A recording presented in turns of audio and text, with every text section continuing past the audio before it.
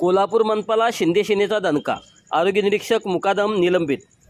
एकनाथ शिंदे शिवसेनेने आरोग्य विभागातील भ्रष्ट अधिकारी व कर्मचाऱ्यांच्यावर कारवाई करावी अशी मागणी मंगळवारी लावून धरल्यावर महानगरपालिकेच्या सुस्त यंत्रणेचे डोळे अचानक उघडले। घनकचरा प्रक्रिया प्रकल्पावरील लोखंडी भंगार चोरी प्रकरणी ठोक मानधनावरील आरोग्य निरीक्षक सुशांत मुरलीधर कवडे तसेच मुकादम दादासो जयवंत लोंढे याला महापालिकेच्या सेवेतून निलंबित करण्याची कारवाई प्रशासक के मंजुलक्ष्मी यांना करणे भाग पडले। मुख्य आरोग्य निरीक्षक डॉक्टर विजय पाटील यांच्यावर शिवसेनेचा रोख असताना त्यांच्यावर कारवाई करण्याबाबत मंजुलक्ष्मी यांनी कानाडोळा केल्याचे दिसून आले।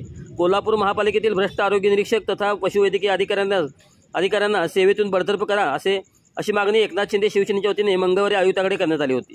यावेळी शिवसेनेच्या शिष्टमंडळाने आरोग्य निरीक्षक विजय पाटील यांच्या गैरकारभाराचा पाडाच आयुक्त के मंजुलक्ष्मी यांच्यासमोर वाचला।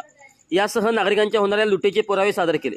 यावेळी आयुक्त के मंजुलक्ष्मी यांनी सर्व प्रकरणाची तात्काळ चौकशी करून कायदेशीर कारवाई करण्याची ग्वाही शिवसेनेच्या शिष्टमंडळात दिली।